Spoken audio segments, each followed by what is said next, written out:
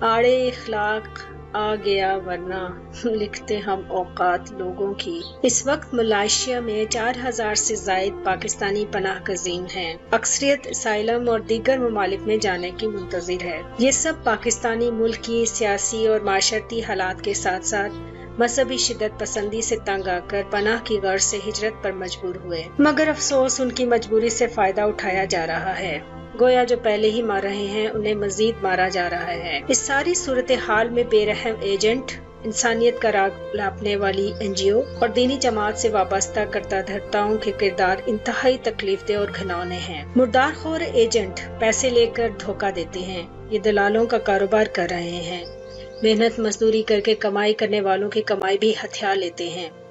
انسانیت کے نام پر بنائی جانے والی NGO جو انسانیت سب سے پہلے کا جھوٹا دعویٰ کرتے ہوئے پوری دنیا سے فنڈ بٹورتی ہے، مدد کے نام پر محض دکھاوے کے لیے یا فوٹو شوٹ کے لیے مدد کی شعبدہ بازیاں دکھاتی پھرتی ہے، کسی قسم کی اس سلسلے میں کوئی مدد نہیں کر رہی، جبکہ اس کے اختیار میں ہے کہ وہ پناہ گزینوں کو سلامتی سے کسی دوسرے پرامن ملک میں نکال سکے۔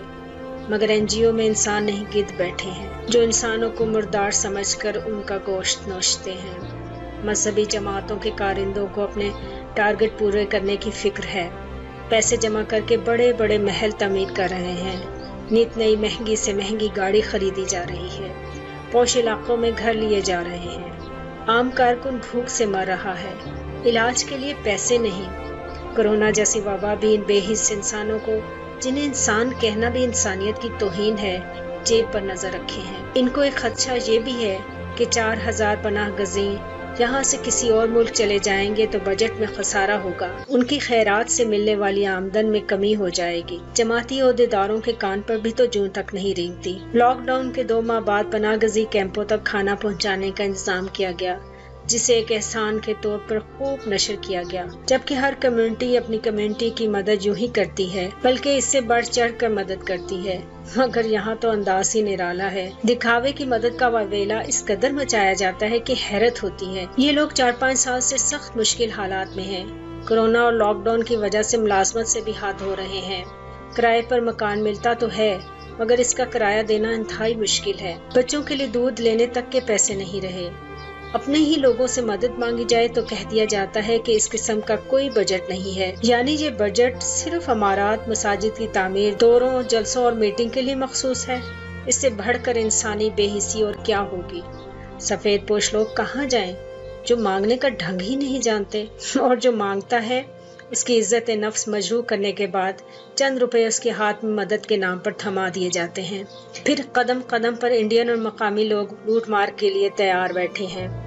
کل ملا کے 10,000 پناہ گزین Malaysia, Thai land, Sri Lanka جیسے ممالک میں موجود ہیں۔ تقریباً 6,000 پناہ گزینوں کے رشتہ دار کینیڈا، آسٹریلیا کے اسپانسر یا NGO کی سفارش پر ہیں۔ 4,000 پناہ گزین 6 سے 8 سال سے خوار ہو رہے ہیں۔ ستم ظریفی تو یہ بھی ہے کہ جس کا کیس UNO کے تحت پاس ہو جاتا ہے اسے ملازمت کی بھی اجازت نہیں۔ کچھ تو چھپ کر مزدوری کر کے اپنے اور اپنے بچوں کا پیٹ پالتے ہیں، جو کہ اب لاک ڈاؤن کی وجہ سے بھی ممکن نہیں۔ 150 کے قریب افراد ڈپریشن سے موت کے منہ میں جا چکے ہیں۔ NGO کا یہ فرض ہے کہ وہ ان افراد کے وہاں سے نکلنے کا حل تلاش کرے، اور حل یقیناً پہلے سے موجود ہے۔ انسانیت سب سے پہلے نامی NGO کی اولین ذمہ داری ہے کہ وہ اس سلسلے میں فوری اور عملی اقدامات اٹھائے۔ جماعت کے سربراہ کی طرف سے خاص ہدایت ہے کہ جو بھی پاکستان سے ہجرت کرتا ہے اسے کسی بھی پرامن ملک میں پہنچانے کی ذمہ داری اس کی ہے۔ ذمہ داری سے پہلو تہی کر کے برائے مہربانی اپنے روحانی پیشوا کی عدولی مت کیجیے۔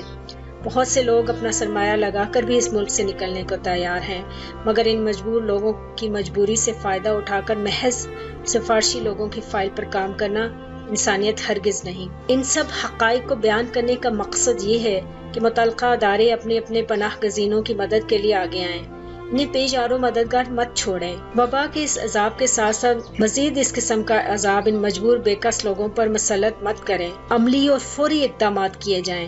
اس وقت بہت سے لوگ بھوک، ڈر، پریشانی، خوف اور ذہنی ڈپریشن کا شکار ہیں۔ بہت سے زندگی کی بازی ہار چکے ہیں۔ اب بھی اگر ان مجبور لوگوں کی مدد کے لیے کوئی آگے نہ آیا تو انسان کہلانے اور انسانیت کی مدد اور محبت کا دعویٰ کرنے کا ڈھونگ رچانا بند کر دیجیے۔ کمپلینٹس ٹو خلیفہ آف اسلام یوٹیوب چینل کے ذریعے آپ اپنی ہر قسم کی شکایات مکمل اعتماد کے ساتھ حضرت خلیفۃ المسیح الخامس اید اللہ تعالیٰ بن عزیز کو بھجوا سکتے ہیں، جو فوراً حضور انور کی خدمت میں پیش کر دی جائے گی۔ چینل کو سبسکرائب کریں، لائک کریں اور اپنے دوستوں و رشتہ داروں میں لازمی شیئر کر دیں۔ شکریہ۔